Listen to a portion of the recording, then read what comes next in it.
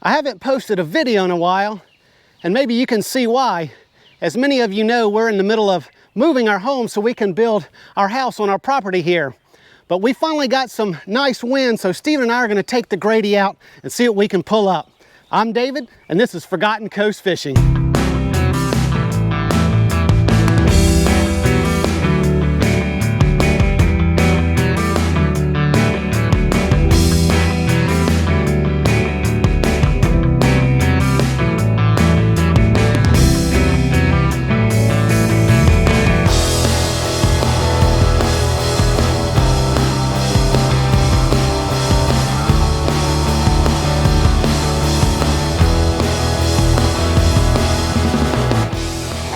Got him. So we have done several things so far today. We've trolled a little bit since our water temperature. Oh man, I think something else got this.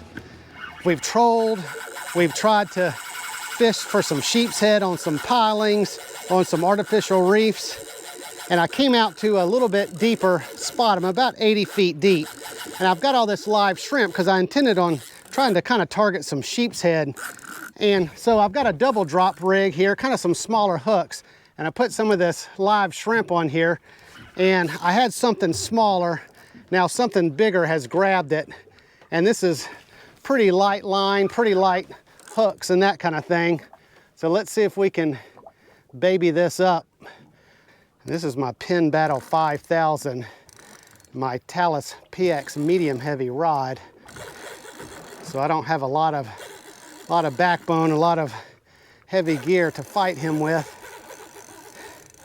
Well, we're just taking out this drag. I'm afraid to tighten it because we may break everything if we tighten it too much more. Well, it finally broke. Okay, well, the marks I was seeing were pretty small. That's why I put on this smaller outfit. So obviously there's bigger things. I'm gonna reset my drift, kind of maybe get my slow pitch jig down there and see if we can grab whatever that is that grabbed our smaller fish.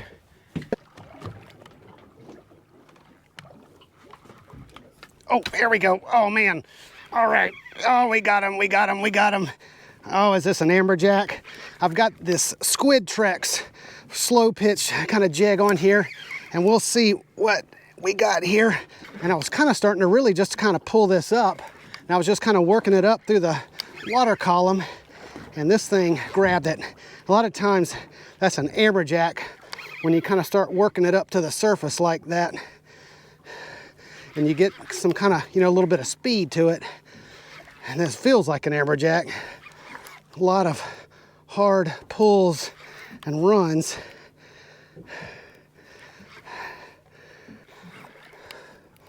No color yet. Of course, I don't even think I've gotten the line back that he's taken out yet. There we come. There's a little color.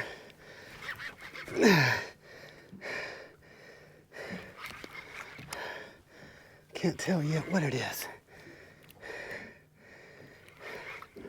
Oh man, is it a big snapper? I think it's a big snapper. Oh yeah, it's another giant snapper. I have been getting lucky with these guys recently. Too bad they're not in season. Look at this guy. Wow. Look at this guy. Oh, here comes the dolphins too. Look at this guy. Oh man, he's got a messed up eye. Let's see if we can get him up. How are we gonna get this guy up? I can't gaff him. Let's try to get him by the gills. Good night, everybody. Oh, on the Squid Trex. Look at this snapper. Wow. Let's get some slack so he didn't tear the end of my rod up. Look at this dude. But look, he's a one-eye snapper. It's not like he lost his eye. It's like he's got, people get glaucoma kind of looking thing. Let's see. All right, I'm gonna let you go, snapper. I'm gonna let you go. Oh, wow, Steven. Look at this snapper. Wow. 20. Oh man, he's 24, maybe 24 and a half. 24 and a half. Nice red snapper. Look at this guy. All right, let's get a measurement. Let's see. This may be that 36, 37 inch one again, but this is a nice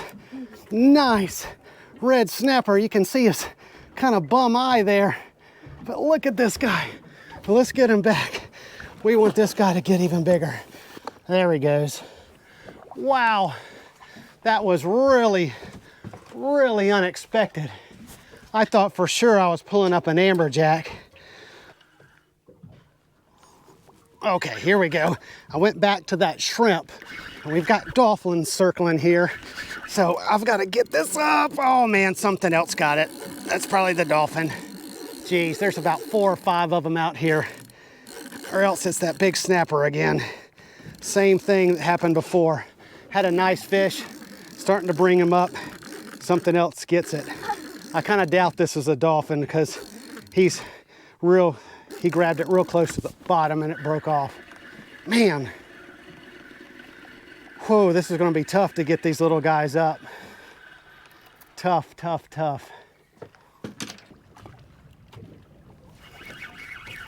Okay, let's see if we can get this one up. This is about the 3rd one where I've had dolphin get it off. So let's see if we can get this one up. I know I look crazy. There's the dolphin. Oh man, all that for a little red snapper, and he's got to go back. I was hoping it was a beeline when I first saw it, but no, this is a little red snapper. All right, snapper, you better swim, buddy. Go.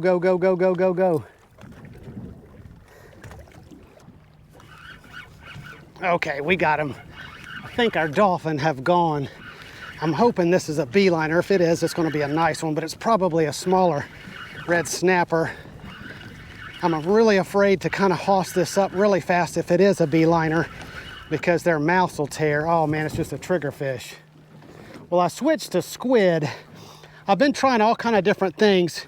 It's been real tough with these dolphins, but some of it I've just not been getting bites with that shrimp, which is odd. So I switched over to some squid strips and I got this triggerfish. I feel like there's some beeliners down there. I'm getting a lot of good smaller marks, and we could keep some beeliners if we get them. And I've gone back to this smaller setup. This is that 30-pound mono chicken rig with 3/0 circle hooks.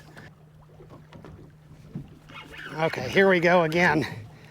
All right, please be a beeliner. Beeliner. Just not a triggerfish.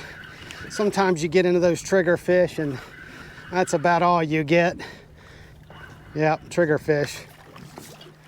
Well, we could keep 2 if we get a couple over 15 inches, but this guy's pretty small. He's probably only 13 inches if he's lucky. All right, we're gonna go ahead and change reefs. This reef has totally died. I'm seeing some marks, but they're just not biting anymore. So we'll see if we can find another reef with some fish on it.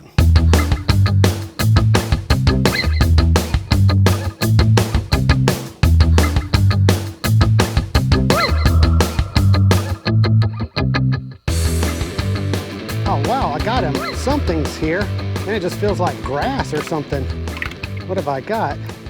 I mean, I got a triggerfish on this slow pitch jig. I just was not really getting anything on my chicken rig anymore, so I just set it in the rod holder with a light drag, and I grabbed this triggerfish on this slow pitch jig, which is why I switched to this smaller one. Just maybe we could kind of grab one of these smaller fish. Okay, here we go. Oh man, this is a good one.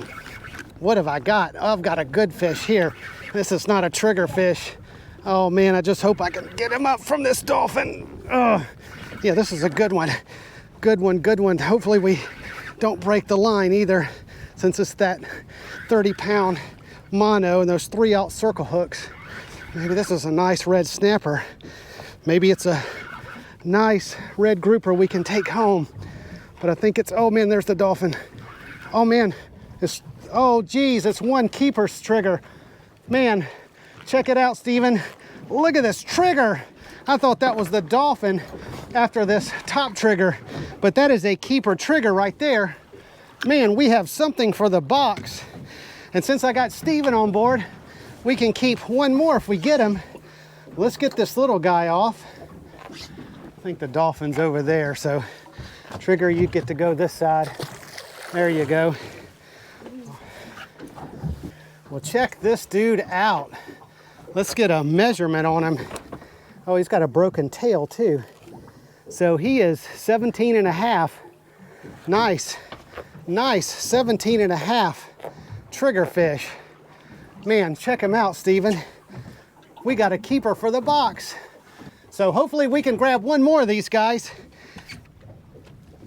All right, so this bite is finally starting to happen. This is another good one. We have just been getting no bites, but showing good marks. Oh, what have we got there? There comes a dolphin, check him out. Oh, red snapper.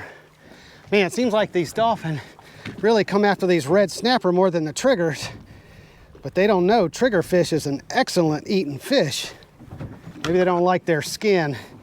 Triggerfish have a tough skin, and there's a lot of head to them, a lot less meat on them per pound than a red snapper. All right, here we go. And another nice one, relatively speaking, of course, on this smaller outfit. All right, let's get him up. Here comes a dolphin, here comes a dolphin, here comes a dolphin. Oh, man, another red snapper. Man, he's down there just waiting. Definitely, well, this is a nice red snapper. Go, snapper. Oh, good, he made it. Oh man, here was a snatch. He doesn't feel like a big monster or anything, but he wanted this thing, that's for sure. All right, what are you gonna be? Triggerfish, red snapper? That's about all I've seen today. Looks like a trigger. No, red snapper. Red snapper. There you go, red snapper. All right. So we went from really not catching anything a while back.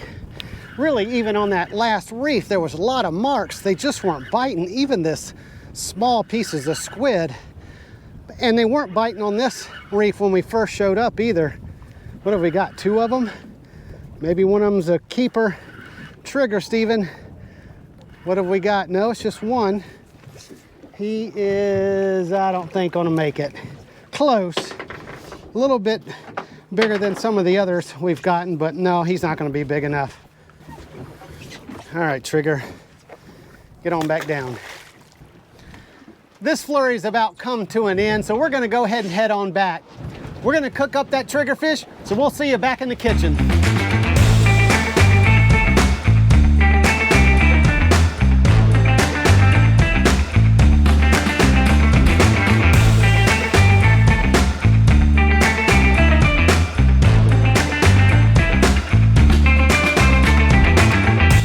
We got in kind of late last night, so we're gonna be making our fish into some sandwiches. But this is gonna be our first cook in our apartment.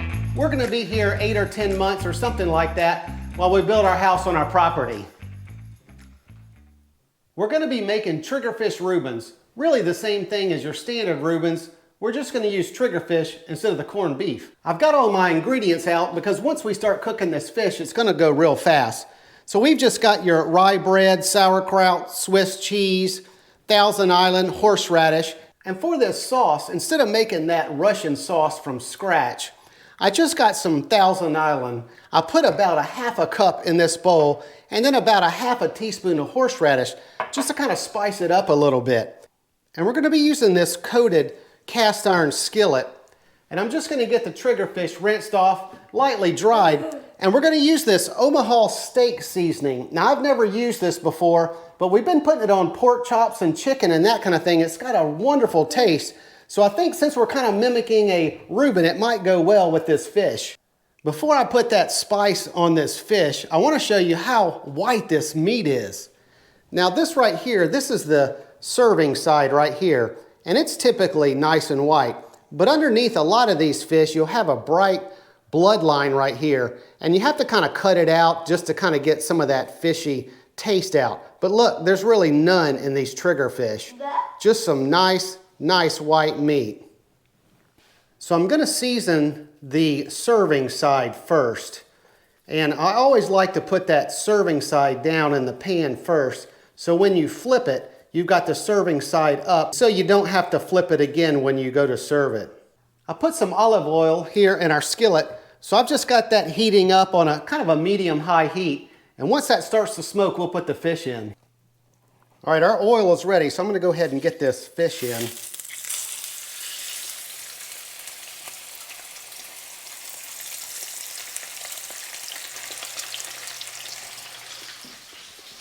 And I'm just going to go ahead and season the other side here.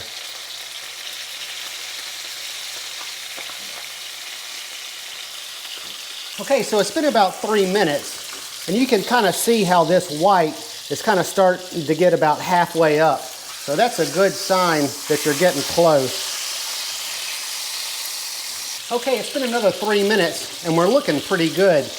You've got a little firmness to it.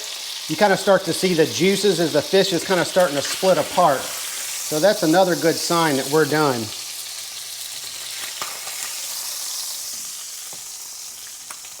All right, I'm going to set this aside. I'm going to put some tin foil on it in just a second. But I'm also going to move this pan out of the heat for a second. And while that pan's cooling down a little bit, I'm going to butter each of these pieces of bread just on one side for now. And then once it's cooled down a little bit, we're going to take some of that grease out of the pan, and then we're going to put each of these pieces of bread in there just to kind of toast it up a little bit so that the fish juices won't make this bread soggy when you make your sandwich. I turned the heat back up to about medium, and we're just going to get these in and toast this side, and then we'll flip it over and toast the other side. All right, so we toasted our bread. I'm going to go ahead and build our sandwiches here. I'm going to put a little bit of our dressing on the bottom.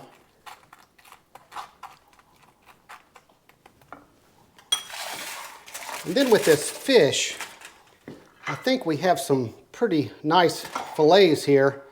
So I'm going to kind of cut these in half a little bit. Let's kind of do a piece like that. Then I'm going to put a little of this sauerkraut on here.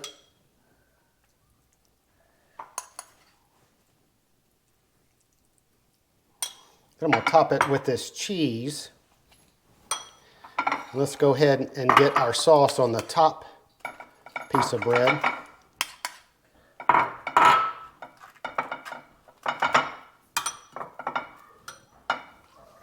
And there we go. So I'm going to build Stephen's sandwich, and we're going to go to the table and give this a try. All right, Stephen, you ready to give it a try? Yeah. Okay. Let's get you a good bite of fish there.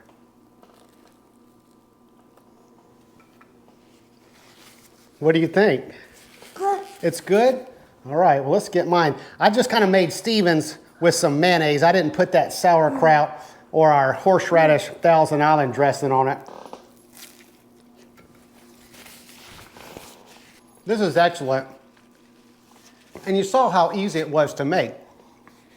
I had prepared all of our ingredients ahead of time because once you start doing that fish, it just goes in a matter of minutes. But man, I can kind of taste that horseradish in there. I really kind of think that kicks up that Thousand Island a little bit. And that Omaha steak seasoning, that was just fantastic. It really kind of puts this triggerfish kind of more into kind of a meat side as opposed to like an Old Bay or a Cajun kind of seasoning. Yeah. Well, we better keep Harry out of our food too, so we're gonna go ahead and close out this video. But if you enjoyed this video, give me a thumbs up and hit that subscribe button so you won't miss my videos. So until next time, hope to see you on another episode of Forgotten Coast Fishing.